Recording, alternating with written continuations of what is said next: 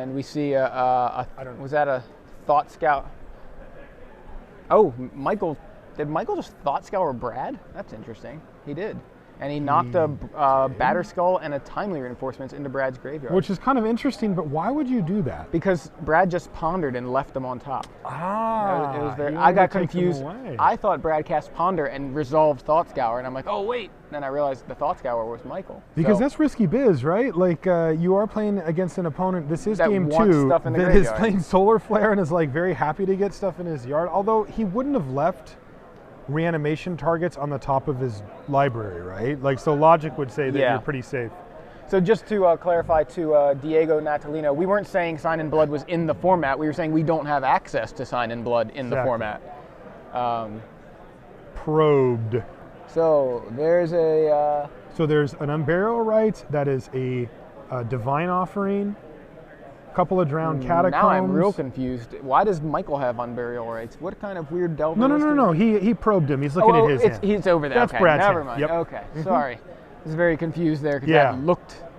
Okay. He just grabbed his whole hand and was like, "Can I just have that for a minute?" Kind of a glare, but yeah, I saw the Unburial Rites. So it's 4 lands, Unburial Rites, Divine Offering. Divine Offering, yeah, and that other card that I forget already. That was a pretty sick Thought Scour to knock 2 business spells off the top. I like that. Yeah.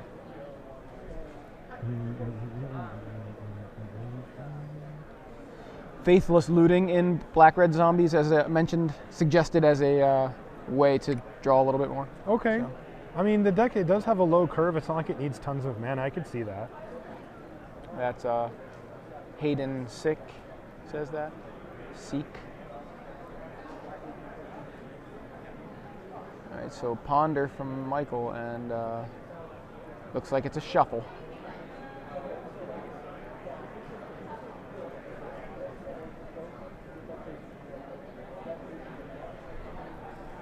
What would you play if you were playing today?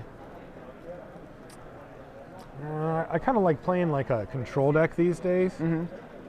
But man, I don't think it would be very good against this field. So I don't think I would run it. Yeah. I don't want to play anything with Birthing Pod. I mean, I know it's like probably the most boring thing, but I'd probably play Blue-White Delver. Like it fits my playstyle the best, and I think it's still just like one of the best decks. I agree. There's another Ponder from Michael. All right, so yeah, I'm with you. I'd play kind of classic Blue-White Delver or a control deck. I may go with a control deck just because I think it would be more fun.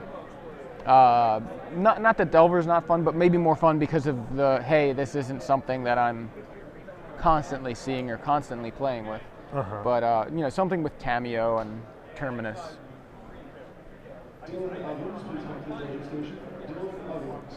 Maybe Esper control. All right, so Michael passes back to Brad after a double Ponder turn. Brad just plays a land and passes.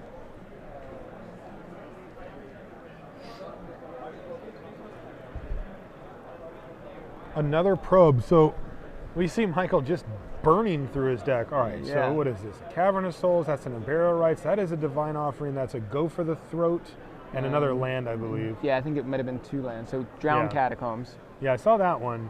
Yeah, a Divine Offering. Yeah. Unburial Rites. Right.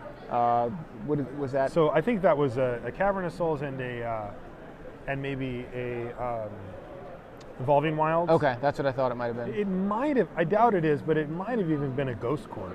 Yeah, it was tough. I keep getting a big old glare. It does look Ghost Quartery, but I think Ghost Quarter and Evolving Wilds look kind of similar. So. Geist of St. into an empty board. Resolves. Well, of course it resolves. Yeah. We saw it. We knew that he didn't have an answer. So that's a clock. Yeah, that's a heck of a clock. So there goes Drowned Catacombs from Brad. Pass back. Are we going to see Brad drop to 14 here, very likely. And we've got a Dissipate from Michael. I saw that in his hand. So any shenanigans Brad tries to pull. I love the angel. Looks a lot like a pen. It's a skinny angel. Yeah, it's still a 4/4. Yeah. And he's going to go for the throat. Now, does Michael... Yeah, I think I'm just fine with that if I'm Michael. Got to go for the throat out of his hand for free, you know. Delver of Seekers from Michael. Go with Dissipate backup. This seems like a very good spot for Michael to be in. Yeah. This is why I would play this deck. Yeah.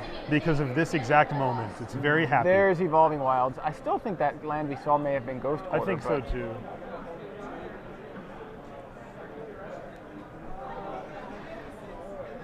Does not have mana for Day of Judgment. Did get a Plains to put into play tapped, and an Oblivion Ring. For the Delver? Who cares?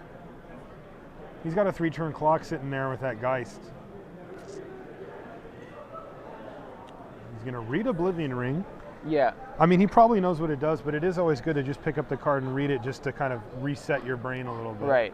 He was reading it to kind of make sure it couldn't, because there's weird things with Oblivion Ring where, you know, it can hit Emrakul, right? Like Emrakul has protection from like spells or something. I forget the exact word. Colored spells. Colored spells, that's it. And Oblivion Ring, you'd think, is a colored spell, but not once it resolves and targets. So it's one of those like, is he going to be able to get my Geist with this? So. Right. But no, just the Delver. But it's something. It's something that could have proved very threatening. So Brad's going to deal with it. Hey, now we have an actual angel from Michael, that rather than a pen. Oh, the pen says I want a cameo.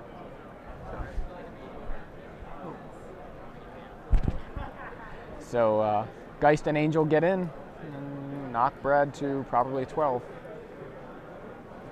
Yeah. That could be relevant. Naming Giant. Yeah, what did he name with Cavern? Well, he's got an Elesh Norn in his deck, a Wormcoil Engine, and 2 Sun Titans. So if he has any of those in his hand, he can name whatever it is that would get that down. I mean, he does name Giant. Okay. So that would be a potential Sun Titan on the way here. I mean, that's pretty relevant. End step, just going to put pressure on. He doesn't care. Angel. He's like, no value. He's like, just get in there. It's 3 power. It flies. It's great. You know, just flash 3/4.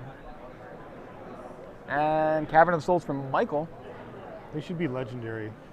Yeah, they should. That way we don't have to deal with them. Yeah. So Gitaxian Probe shows that there are no giants in Brad's hand. There isn't a Burial Rites. There's another land of Divine Offering, and I think that is a Ghost Quarter. Yeah. It's like somehow always catches a glare, and it's foil. I think it's foil, yeah. And in for like everything. 10? 9? 9. Yeah, he's knocking him to 3. All right, Michael has to do nothing now. Scoop him up. And that's it. Michael Diamant takes that was pretty handy. Like, he handily beat him there. That wasn't really close. You know, I mean, I think that, like, getting a chance to look at your opponent's hand once every 3 turns, having counter magic back up, you know, all the time. Yeah. Hey, welcome back to the booth.